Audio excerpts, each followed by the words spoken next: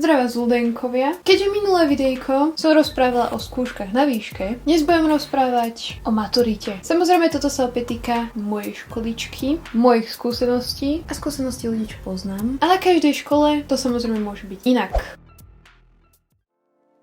Od začiatku 4. ročníku na nás bol vyvíjaný tlak. Každú jednu hodinu, každý deň nám rôzni učitelia opakovali: O chvíľu bude maturita. Už za dverami, čo, tešíte sa? A podľa učitelia sa niektorých snažili motivovať tým, že im hovorili: Teba ani nepustím na maturitu. Ty tú maturitu ani nespravíš. Niektorých ľudí to dosť demotivovalo. A v celku celý 4. ročník bola katastrofa. Na výške sa učíte priebežne, lebo viete, že na skúškach bude všetko. A všetky veci vlastne potrebujete. A aj každý predmet. A počas semestra nepíšete žiadne písomky. Lenže na strednej, 4. ročníku, sme sa museli učiť aj nepotrebné predmety, aj nepotrebné témy, písať písomky počas toho a niektoré boli aj nečakané. A katastrofa. Radšej semester na výške, jak toto zažívať znovu, kámo. Ale myslím si, že keď začnem ústať, tak potom to prehodnotím a budem hovoriť, že chcem maturitu. Ale to necháme tak zatiaľ. Takže jo. A z jedného konkrétneho predmetu, z ktorého sme ani nematurovali, mal si 1,25 ona. Ideš tabuli, skúšam. Nenechala ti tú jednotku len tak. Ona by bola schopná ti to zhoršiť na 3. Takže namiesto toho, aby to bolo voľnejšie, a iba sme sa doučili veci a opakovali si, tak sme sa museli učiť aj hovadiny a áno.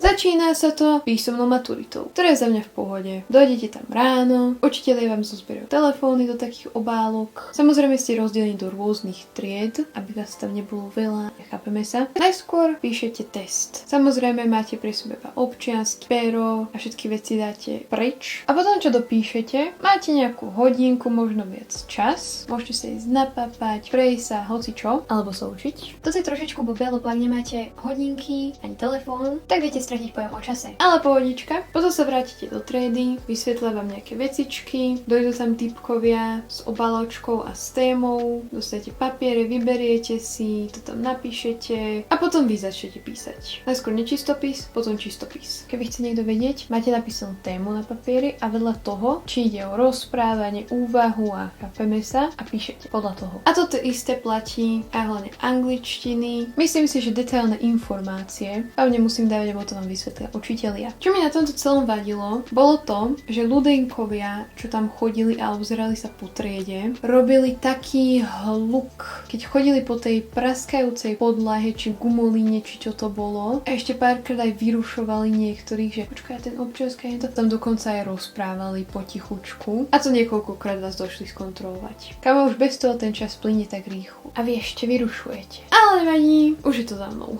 Na písomných je s vami učiteľ, vzadu sedí niekto z komisie a počas toho niekým chodí na kontrolu iná komisia. Tu treba vychytať dobrého učiteľa, pretože kamoška, čo má učiteľku, ona ju tak znervózňovala. Ona si dala dole ruky pod stôl alebo sa pohla a hneď sa začala pozerať pod lavicu, že či náhodou neodpisuje, a toto robila, že za každým, a ešte aj hovorila: dúfam, že neodpisuješ. A ona je taká povaha, že ju to hneď znervóznilo, sa cítila, že aj keď je nevinná, tak není nevinná. A áno, dávam takú radu, nemusíte si tam brať 3 tony jedla a pitia. Nejdete na týždeň do lesa, idete na jeden deň do školy. A k tomu môžete ísť do obchodu. Ja som bola nabalená a tak ako som došla, som aj odišla. Ale zoberte si nejakú čokoládku, žuvačky, nejaký snečík, že vraj to pomáha. Termíny na ústnej sa losujú. Nemôžete si vyberať. A toto bola, že katastrofa. Story time!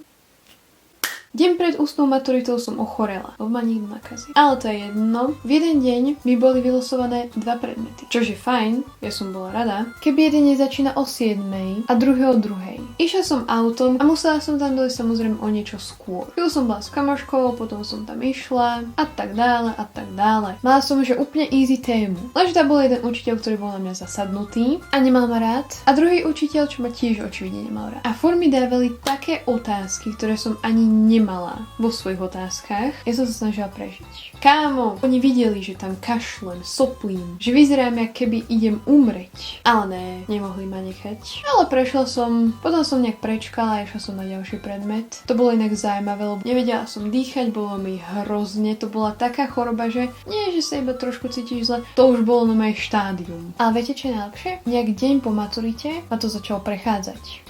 Bez komentára. Večer pred druhou skúškou som mala teplotu nad 38. A ja som sa cítila hrozne, kámo. Dojdem tam, ešte to učiteľka. Už ti je lepšie, lebo som počula, že si chorá. Nie, pani učiteľka, mala som 38 teplot. Nechcem vedieť, koľko mám dnes. Tak som tam tak dokrivene sedela, bavili sme sa, potom došiel typek, začal sa skúšanie, pomáhala mi, išla som preč. Potom začali hovoriť výsledky, ale ja som chýbala, lebo som nevedela, že hovoria výsledky. Tak ma o tom niekto informoval, rýchlo som sa tam dopravila, išla som do triedy, povedali mi, vyšla som von, bavila som sa so spolužiakmi, narúzoram dole schodmi a dobre bolo. Sloboda.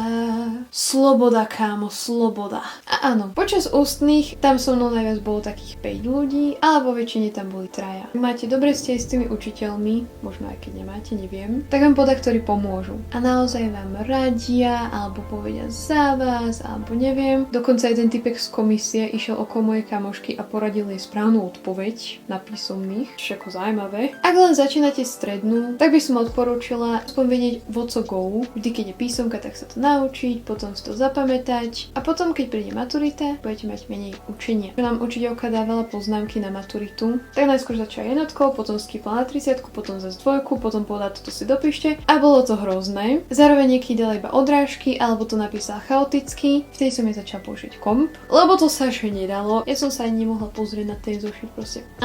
Tak som si to spísala do kompu, aj spoznámkovala, potom si to spolužiaci pýtali, tak som niektorým poslala. Potom na maturite sme sa bavili s iným spolužiakom, ktorý mi ďakoval za moje poznámky, ktoré som mu ani neposlala. Takže z toho som vydedukovala, že mu ich poslal niekto iný. Bomba. Tie 2 týždne, čo vám nechajú na učenie, vám stačia, teda záleží, ak ste na tom. Veľa mojich spolužiakov a aj ľudí, čo poznám, boli takí, čo viac chýbali, ako boli v škole. Alebo sa radšej venovali iným veciam a učili sa, že vôbec a prešli. Sice niektorí na 4, ale prešli. V strednej je to také prísnejšie, serióznejšie, možno ide z toho taký strach. A na výške, tam je to také voľnejšie, menej stresové, ešte aj termíny si môžete vybrať sami, lenže je to ťažšie ohľadne učenia. A veľa ľudí skúšku nedá ani na prvý, ani na druhý krát. Takže jo, maturita sa dá zvládnuť, hlavne žiaden stres, zvládlo to x ľudí pred vami, zvládne to x ľudí po vás. Takže je to chilík. No dobré ľudenkovia, dúfam, že sa vám videjko páčilo a držím palce všetkým, ktorí budú mať maturitu. Zvládnete to. Nezabudnite dať lajkos, odberos, komentáris a keď máte otázky, tak píšte.